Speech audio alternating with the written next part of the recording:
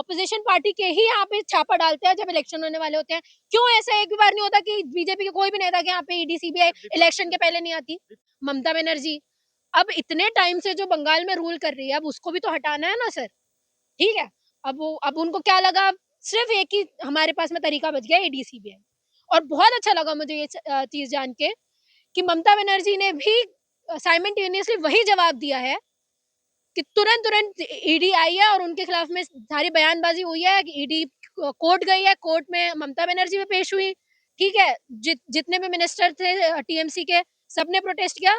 ये बहुत अच्छी बात है, क्योंकि चुप रहने से ये हो जाता है कि चुप रहने से ये समझ में आ जाता है कि कहीं ना कहीं आप लोगों को भी डर है। जैसे केजरीवाल के टाइम में बोला गया था कि आप चुप हो, कुछ हो नहीं रहा है, क्या हो रहा है, वो शांत है, इतनी सारी चीजें हो गई, तो एलिगेशंस बहुत सारे उनके ऊपर भी लगे थे। देख करे ना ममता बनर्जी, वो तो ईडी के काम में बाधा डाल रही हैं, डिस्टर्ब कर रही हैं। आपको क्या लगता है ईडी इंडिपेंडेंट इंस्टीट्यूशन है आज के टाइम में? ऑल दो नो मैं जानती हूँ सर, और इन सब को स्टेब्लिश करने वाले डॉक्टर अम्बेडकर है, ये भी मैं जानती हूँ। लेकिन आप ये बताइए आज के टाइम में क्या ये इंस्टीट्यूशन इंडिपेंडेंट है? क्या ये टैग लगा है उनके ऊपर कि वो इंडिपेंडेंट है? और ऐसा क्यों होता है कि हर बार ये लोग ऑपोजिशन पार्टी के ही यहाँ पे छापा डालते हैं जब इलेक्शन होने वाले होते हैं? क्यों ऐसा एक भी बार नहीं होता कि बीजेपी के कोई भी नेता के यहाँ पे ईडी सीबीआई इलेक्शन के पहले नहीं आती? की बोली बोल रही हैं आप। भाई सर, अपना काम ना करे, कानून अपना काम करे ना, पर इस कानून में सिर्फ विपक्ष क्यों है? इस कानून में सिटिंग बीजेपी के नेता क्यों नहीं है? आप बताइए। इस कानून के अंदर क्या इस कानून के अंदर ये नहीं है कि कुलदीप सिंह सेंगर के यहाँ पे डल जाना चाहिए था एक बार? जेल में है कि नहीं वो? अभी वो तो हमारे बोलने की वजह से, प्रोटेस्ट करने की वजह से ना सर, वरना इनका बस चलता तो इसको भी छोड़ देते। वो भी आपको एक बात बता दूं, अभी तक कंफर्म नहीं है वो कभी भी बाहर आ सकते हैं, ये भी आपको पता होना चाहिए। डर गई है ममता जी? बिल्कुल नहीं डरी है। ये ऑपोजिशन होना चाहिए ना सर, ये चीज क्यों? आप एक बात बताइए, आपको कैसे पता कि उस फाइल के जरिए ईडी जो भी एक्शन लेगी वो सही लेगी?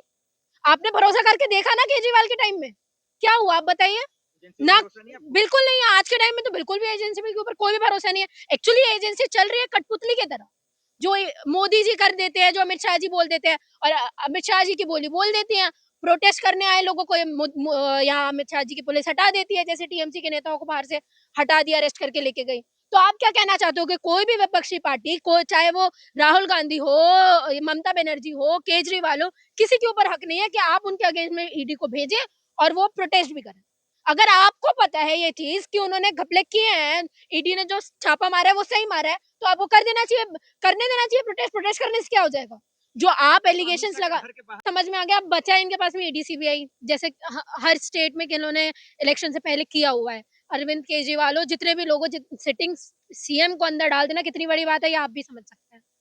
तो अब उन्होंने ये सोचा, वहां पे हमारा काम कर दिया, चाहे अरविंद केजरीवाल बाहर क्यों ना आ जाए, कोई भी उनके खिलाफ में कोई भी सबूत ना मिले, पर कम से कम इलेक्शन तो हार गए। ठीक है, प्रेसिडेंट वहां पे इलेक्शन तो जीते नहीं, सीएम तो बने नहीं, हमारी गोटी फिट हो गई, हमारी सीएम आ गई रेखा गुप्ता, कमाल कमाल के बयान दे रही है ना? दूसरी तरफ